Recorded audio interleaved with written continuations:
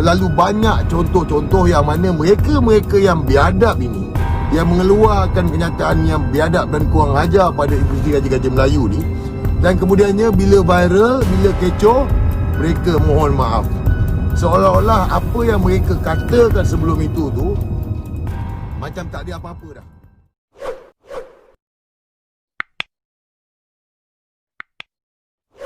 Okey. Bismillahirrahmanirrahim. Assalamualaikum warahmatullahi wabarakatuh kepada semua yang tengok video saya ni. Jadi hari ni saya rasa mana yang belum baca boleh baca. Dah keluar dah kenyataan daripada UME.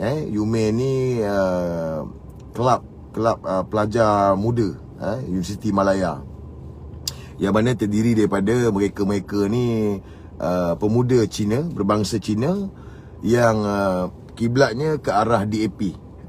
Ni boleh tengok. Jadi sebelum ini kita ada tengok kenyataan yang mana dibuat memberikan isyarat kurang ajar, biadab kepada institusi gaji-gaji Melayu dengan mendesak supaya Yang di-Tuan Agong tidak perlu campur tangan dengan keadaan dalam negara ini.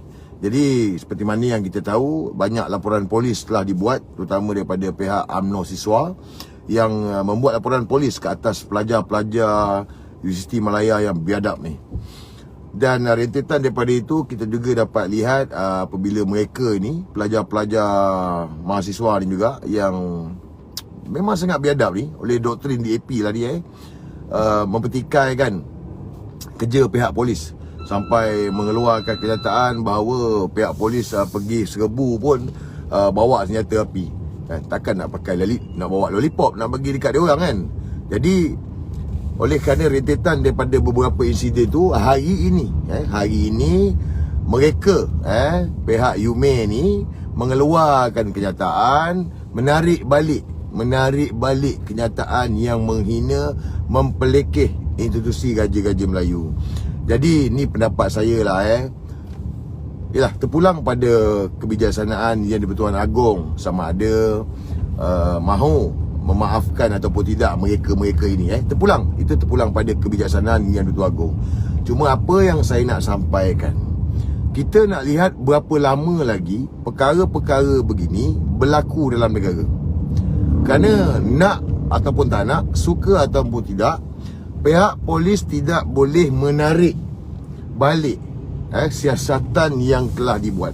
Walaupun mereka telah menarik balik kenyataan yang dibuat, walaupun mereka telah memohon maaf, pihak polis tidak boleh sama sekali untuk menarik balik kes ni. Bermakna siasatan perlu dijalankan dan pertuduhan perlu dibuat untuk mereka ini dibicarakan di mahkamah kerana tuduhan menghasut. Kerana kita dah lihat terlalu banyak contoh-contoh yang mana mereka-mereka yang biadab ini, yang mengeluarkan kenyataan yang biadab dan kurang ajar pada industri gaji-gaji Melayu ni, dan kemudiannya bila viral, bila kecoh, mereka mohon maaf. Seolah-olah apa yang mereka katakan sebelum itu tu macam tak ada apa-apa dah. Jadi saya harap ini perkara yang serius, dan dengan kajian yang ada hari ini, kita minta bertindak. Bermakna tidak boleh membiarkan mereka-mereka yang biadab ini menjadikan satu lagi contoh yang mana akan mengajak lagi lebih ramai lagi mereka-mereka yang biadab ini menghina institusi gaji-gaji Melayu, dan kemudiannya tak apa, bila minta maaf selesai. Oh no, kita tak nak dah. Kita tak nak tengok lagi dah mereka-mereka yang biadab dan kurang ajar ini terus menghina gaji-gaji Melayu dan seolah-olah kebal daripada sebarang tindakan undang-undang. Jadi saya harap pihak polis dapat meneruskan siasatan, dan saya dilaporkan juga besok ketua bagi budak-budak ni akan dituduh di mahkamah. Jadi kita harap proseed terus, termasuklah juga mereka-mereka yang lain yang terlibat ini untuk diheret ke muka pengadilan. Bermakna tindakan tegas perlu diambil, dan bila didapati bersalah mereka ini, kita harap hukuman yang sangat tegas dapat dikenakan. Yang ini saya harap. Jadi guys, kita dah muak Saya dah muak, saya rasa korang pun dah muak. Dah banyak kali dah, bukan sekali, dah banyak kali dah kita dah serik dah. Cukup-cukup lah. kita ni nak, orang cakap, bukan tak boleh memaafkan. Hati yang baik ni baguslah kalau kita memaafkan, bagus. Tetapi dalam hal ini yang mana saya rasa ini adalah hal politik, kerana ia mengaitkan pemimpin DAP, jadi tidak adalah permohonan maaf ini patut kita berikan kepada puak-puak ni. Bermakna tindakan tegas mesti diambil untuk menjadikan pengajaran kepada seluruh rakyat Malaysia yang berbilang kaum untuk menghormati institusi Raja-Raja Melayu. Saya nak kongsikan petang ni salah seorang idola saya, lah. Saya ada beberapa orang idola lah. Salah seorang idola saya ni seorang yang sangat tegas. Sangat tegas dan sangat digeruni. Tun Dr. Ismail. Tun Dr. Ismail ni merupakan bekas Timbalan Perdana Menteri Malaysia yang kedua, yang mana beliau juga merupakan bekas Menteri Keselamatan Dalam Negeri. Jadi Tun Dr. Ismail ni orangnya seorang yang akademik. Saya bukan akademik, tapi apa yang saya nak belajar, apa yang saya nak kongsikan tentang Tun Dr. Ismail ini adalah kerana beliau ini bukan orang politik. Macam saya bukan orang politik. Saya fighter, saya pejuang. Beliau bukan orang politik. Dan beliau ini mempunyai sifat yang jujur, berprinsip dan tegas. Yang mana saya nak untuk ada sikap-sikap ni dalam diri saya, dalam perjuangan saya. Kenapa saya cakap Tun Dr. Ismail ni salah seorang idola saya? Sebab Tun Dr. Ismail ini, kalau korang baca sejarah dia, ramai mereka yang dulu ni biadab dengan negara ni, kurang hajar dengan negara ni, mereka telah ditarik kerakyatan. Bermakna di bawah Tun Dr. Ismail ini banyak chauvinis yang biadab, yang tak menghormati perlembagaan dalam negara, tak menghormati negara Malaysia ini, telah ditarik kerakyatan mereka. Malah untuk makluman semua, sewaktu komunis waktu komunis dulu ni, mereka ini telah ditarik kerakyatan sehinggalah mereka ini mati. Bermakna sampai mati pun mereka tidak diberi kerakyatan sebagai warga negara Malaysia. Jadi ini satu cerita yang saya yakinlah ramai orang tak tahu, ramai orang mungkin tak perasan, sebab cerita ni pun dah lama kan. Tetapi kalau siapa-siapa yang rajin untuk benda-benda sejarah, benda-benda minat begini, untuk memahami sosok tubuh pemimpin Melayu yang pernah ada dalam UMNO, yang pernah ada dalam negara ini, boleh cari bahan-bahan berkenaan dengan Tun Dr. Ismail Omar. Jadi ada macam-macam cerita pasal Tun Dr. Ismail Omar pula, Tun Dr. Ismail ini. Dan salah satunya adalah sikap tegas beliau, yang mana siapa saja yang tak menghormati perlembagaan dalam negara ini, siapa saja yang menghina institusi Raja-Raja Melayu, mereka ini ditarik kerakyatan. Dan memang di dalam perlembagaan kita memang ada klausa yang mana boleh untuk kerajaan menarik balik kerakyatan mereka ini. Cuma bila selepas daripada Tun Dr. Ismail, naiklah pula Tun Mahathir, Tun Hussein, Tun Mahathir, Pak Allah, Datuk Seri Najib, itulah juga Atok naik balik. Kita dah tak lihat dah perkara-perkara yang mana kerakyatan ini ditarik balik kepada mana-mana warga negara yang biadab dan kurang hajar pada perlembagaan negara.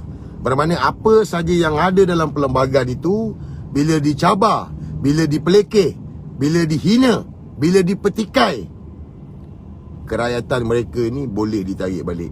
Dan saya harap satu masa nanti, mungkin sekarang mungkin ada lagi pemimpin-pemimpin yang takut untuk bertindak. Saya harap satu masa nanti akan ada pemimpin yang berani untuk mengambil tindakan, menarik balik kerakyatan mereka-mereka yang biadab ini. Dan saya yakin, jika ada pemimpin sebegitu dalam negara kita, mereka-mereka yang berkira-kira nak menghina institusi Raja-Raja Melayu, nak menghina apa yang terkandung dalam perlembagaan itu, tidak akan berani untuk bertindak sedemikian. Kau sokong? Aku sokong. Aku sokong. Kerana aku dah hargakan. Aku dah hargakan pemimpin yang berani untuk bertindak. Sebab ini bukan bertindak, orang cakap secara diktator, bukan. Ini bukan bertindak suka hati, tidak. Ini memang ada dalam perlembagaan. Ini memang dah ada dah. Cuma tidak diguna pakai oleh pemimpin yang ada dalam kerajaan. Kenapa perkara ni berlaku? Pada aku kerana masing-masing demi nak menang undi, demi nak meraih undi politik ini, mereka telah mengabaikan tanggungjawab mereka sebagai pemimpin untuk mempertahankan apa yang terkandung dalam perlembagaan itu. Ini pada pendapat akulah. Aku ni bukannya belajar tinggi, tetapi aku rasa bila seseorang itu menjadi pemimpin, bila seseorang itu menjadi menteri ke, bermakna beliau mestilah bertindak mengikut perlembagaan. Bermakna kalau ada perkara-perkara yang menyalahi, seperti mana menghina institusi Raja-Raja Melayu ini yang dah termaktub dalam perlembagaan dan mempertikaikan apa yang terkandung dalam perlembagaan, mereka-mereka ini boleh ditarik ke rakyatan. Dan pada aku tidak ada negara pun yang boleh masuk campur tentang undang-undang di dalam negara kita. Tidak ada mana-mana negara pun boleh mempertikaikan apa yang telah termaktub dalam perlembagaan negara kita. Dan begitulah juga, tidak ada mana-mana negara boleh menghalang jika kerakyatan seseorang itu ditarik balik oleh kerajaan ataupun pemimpin yang bertindak sedemikian. Kerana enough is enough, enough is enough. Pemimpin tidak boleh lagi berlembut. Bila pemimpin kita berlembut, maka itulah yang berlaku. Dan aku rasa contoh yang ada hari ini telah dilihat oleh majoriti, daripada pelbagai peringkat, daripada yang muda, peringkat pertengahan macam aku 37, peringkat yang lebih tua, dan peringkat mereka yang berumur 70, 80. Kerana memang ada. Jadi kepada korang semua, kalau ada masa, rajin-rajin bacalah sejarah Tun Dr. Ismail. Itu salah seorang idola aku, yang mana mungkin jika rezeki aku satu hari nanti aku akan berada di satu tempat dalam kerajaan, insya-Allah aku akan buat yang terbaik seperti mana yang Tun Dr. Ismail buat. Nak jadi pemimpin ni kena tegas, kita kena jujur, kita kena ada prinsip, dan kita tak perlu takut jika perkara tu betul untuk kebaikan negara ini. Sebab hari ini, oleh kerana tidak ada tindakan yang tegas daripada kerajaan, maka itulah sebabnya perkara ini berulang-ulang. Penghinaan kepada institusi Raja-Raja Melayu, penghinaan kepada agama Islam, mempertikaikan hak keistimewaan orang Melayu Bumi Putera, mempelekeh bahasa Melayu sebagai bangsa kerajaan, bangsa negara ini. Inilah yang berlaku. Jadi oleh kerana kesilapan pemimpin kita, aku tak nafikan, memang kita kena akui, memang pemimpin kita cukup berlembut. Yang mana sampai bila guys? Sampai bila pemimpin kita ni nak berlembut? Sampai bila kita nak melihat satu tindakan yang tegas dapat diambil? Sebab apa yang dilakukan oleh contoh pemuda Umair ni, pemuda pelajar Universiti Malaya ni, Chinese, budak-budak Chinese muda ni, ini semua menyebabkan ketegangan kaum, ketidakharmonian masyarakat. Jadi cukup, cukup, kita tak nak lagi. Sebab kita tahu, kaum Cina ni pun dia tahu, kaum Cina pun tahu dia nak berniaga, dia nak hidup, dia nak berniaga, dia nak cari duit. Tapi oleh kerana ada kumpulan-kumpulan ini yang sentiasa membangkitkan sentimen resis perkauman, mempelekeh, menghina dan mempertikai institusi Raja-Raja Melayu, menyebabkan negara ini tak harmoni. Jadi sudah adalah ketegangan kaum, ketidakharmonian, dan ini perkara-perkara ini seolah-olah macam dibiarkan, seolah-olah dibiarkan terus merebak dan terus menghasut mereka-mereka yang lain ini, yang tidak terdedah dengan sejarah negara ini untuk bertindak seperti mana yang penghinaan yang dilakukan hari ini. Tapi jika ada tindakan tegas, jika ada satu tindakan drastik seperti mana menarik kerakyatan mereka-mereka yang biadab ini, aku yakin kepada generasi yang akan datang pun mereka akan takut untuk mencabar apa yang terkandung dalam perlembagaan. Jadi doa-doalah moga satu hari nanti Papa Azri ada tempat, dan insyaAllah mana tahu rezeki esok Menteri KDN, insyaAllah lah. Aku tahulah apa aku nak buat. Sebab ini bukan kuku besi guys, ini memang ada dalam perlembagaan. Apa yang saya cakap ni bukan saya sekadar bercakap, tidak. Tetapi korang boleh research sendiri, boleh cari sendiri fakta ni. Tun Dr. Ismail, mantan timbalan Perdana Menteri Malaysia yang kedua. Individu yang diberikan kepercayaan oleh almarhum Tun Abdul Razak, Perdana Menteri sebelum ini, yang pada waktu itu Menteri KDN. Masa 13 Mei 69, Tun Dr. Ismail lah yang memainkan peranan. Cukup garang guys. Cukup garang, cukup tegas. Aku tak selaku, ramailah. Beribu jugalah. Beribu mereka yang ditarik kerakyatan, yang mana sampai mati, duduk di Malaysia ni sampai mati, tidak diberikan taraf kewarganegaraan.